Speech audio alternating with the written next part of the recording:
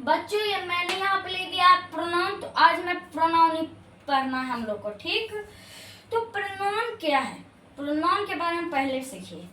Pronoun वह शब्द है जो किसी नाउन के बदले में प्रयुक्त होता है। मतलब प्रोनाउन वह शब्द है जो नाउन के बदले, मतलब नाउन के स्थान पे प्रयुक्त होता है। प्रयुक्त मतलब प्रयुक्त ही होता है, मतलब किसी नाउन के बदले में प्रयुक्त, मतलब किसी स्थान, जैसे नाउन का स्थान है उसके जगह पे प्रोनाउन के स्थान में प्रयुक्त होता है, ठीक। इसे इंग्लिश में भी पढ़ते हैं। A pronoun is a word used instead of a noun. एक और point, a pronoun stand for a noun. देखिए लिख देता हूँ डिफिनेशन, आप लोग पीछे से कॉपी में भी लिखते चलेगा और बाद में रिवीजन करिएगा, ठीक। डिफिनेशन,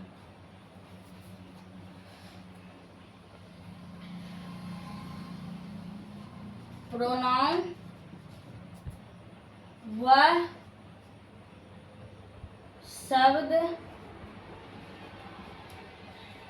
है जो किसी नाउन के बदले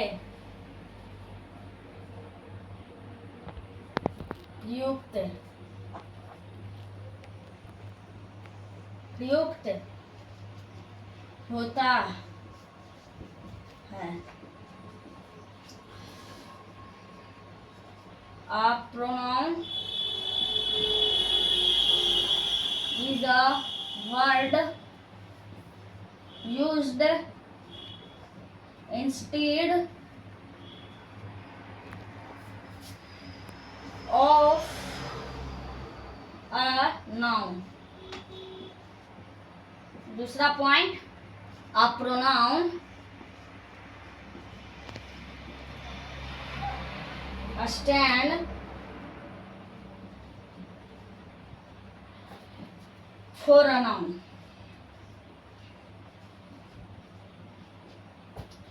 तो पहले आप इसको उतार लीजिए, फिर हम पढ़ाते हैं। उतार लिए, ठीक, चलते हैं। देखिए प्रोनाउन की परिभाषा से स्पष्ट की यह नाउन का, जैसे प्रोनाउन के स्पष्ट की गई नाउन मतलब संज्ञा का सब्स्टिट्यूट है। मतलब नाउन का सब्स्टिट्यूट प्रोनाउन है, ठीक। जब हम किसी कारणवश नाउन का प्रयोग करना नहीं चाहते, जब मतलब मेरा कोई कारण है, हम नाउन का यूज नहीं करेंगे तो हम प्रोनाउन का यूज कर सकते हैं। देखिए तब उस नाउन के बदले में, देखिए यहाँ कह रहा है प्रोनाउन का प्रयोग करेंगे, मैंने जो कहा वही कह रहा है इसमें।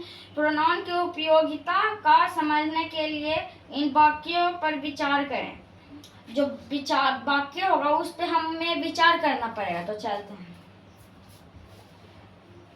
देखिए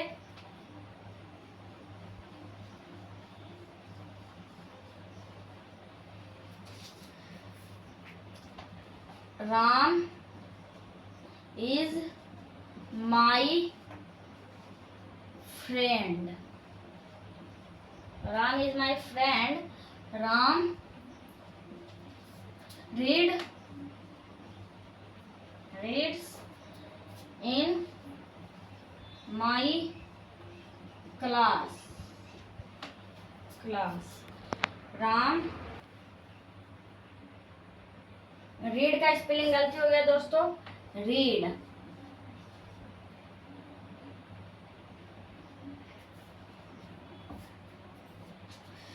Ram is absent today because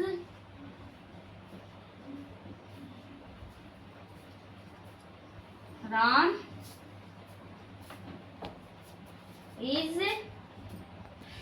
तो प्रोनाउन का भी काइंड्स होता है। प्रोनाउन निम्नलिखित प्रमुख भेद हैं। तो चलिए इसको लिख लीजिए। और इससे समझिए, Ram is my friend, Ram मेरा दोस्त है। Ram reads in my class, Ram मेरे क्लास में पढ़ता है। राम इज absent टुडे, आज राम अति उपस्थित नहीं है। I because Ram is ill, Ram बीमार है। ठीक है, तो चलिए इसे मिटाता हूँ। ये पूरा उतार लीजिए, फिर समझा दिया हूँ, समझ लीजिएगा।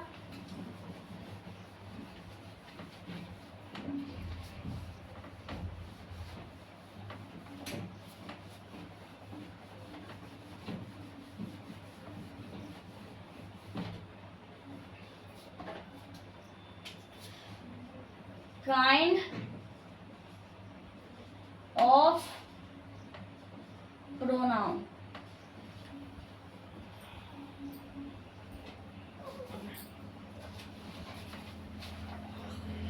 देखिए, first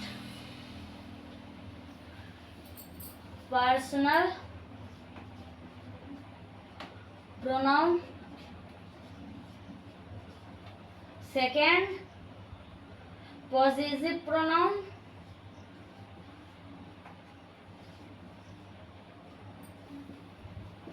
ziv pronoun, third reflexive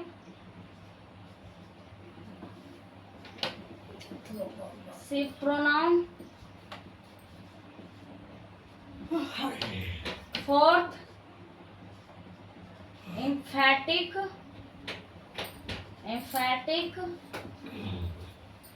pronoun,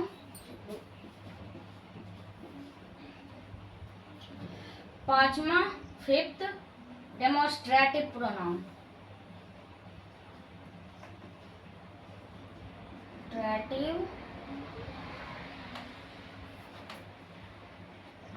pronoun. तो चलिए इसका हिंदी भी लिख देता हूँ। पर्सनल प्रोनाउन में होगा पुरुषवाचक सर्वनाम, पुरुषवाचक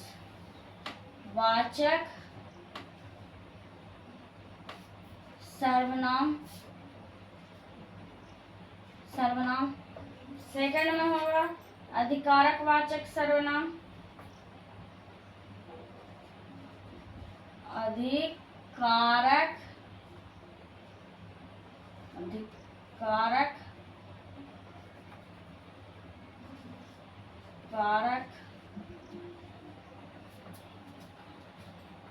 अधिकार वाचक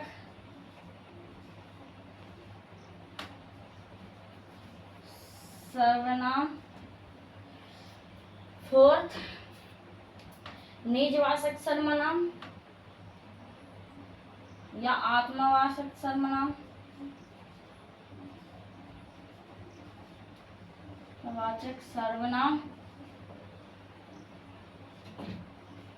फोर्थ बलदायक सर्वनाम, बलदायक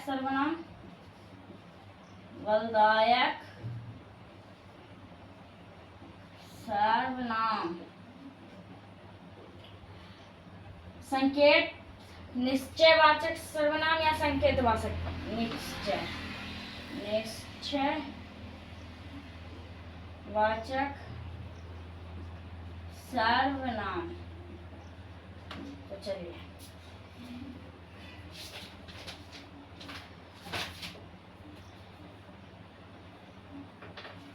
और भी सिक्स्थ में indefinite pronoun,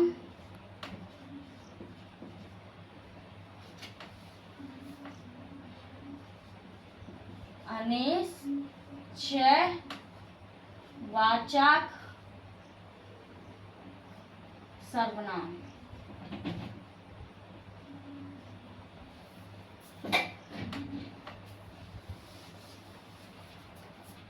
सेवेंथ में डिस्ट्रीब्यूटिव प्रोनाउन,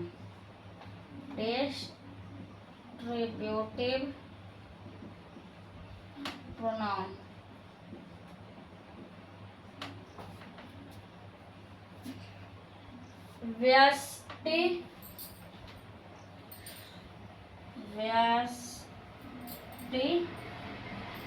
वाचक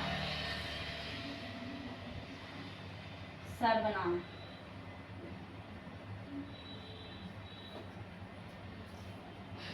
8 में रेसिप्रोकल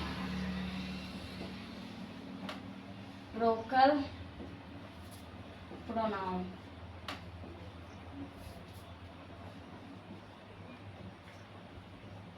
परस्पर वाचक, परस्पर बोधक सर्वनाम।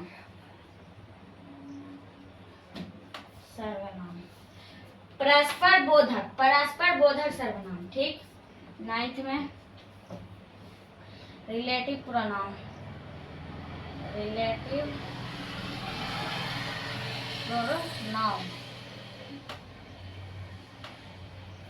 संबंधवाचक सर्वनाम।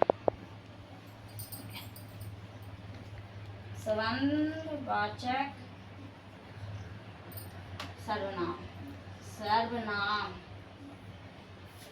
सर्वनाम यहाँ नहीं दिख रहा तो इस यहाँ से लिख लीजिएगा। ठीक। या मैं मिटा के नीचे ही लिख देता हूँ। सर्वनाम।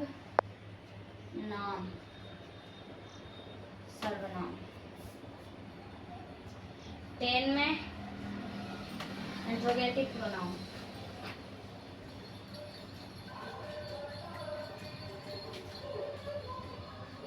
Interrogative pronoun.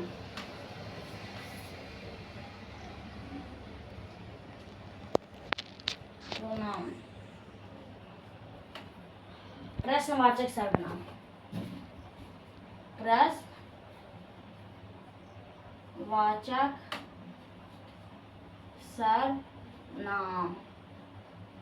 प्रश्नवाचक सर्वनाम। तो पहले ये लिख लीजिए।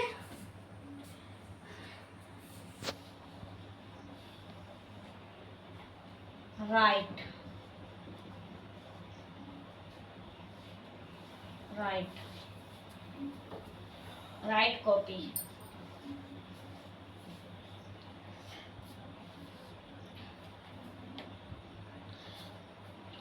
तो चलिए अब हम पर्सनल प्रोनाउन से शुरू करेंगे, वो भी कल। आज इतना बहुत है। ब्रेन में भी घुसना चाहिए, नहीं तो एक कान से घुस आएंगे एक कान से निकालें, ऐसा नहीं। तो चलिए, धन्यवाद।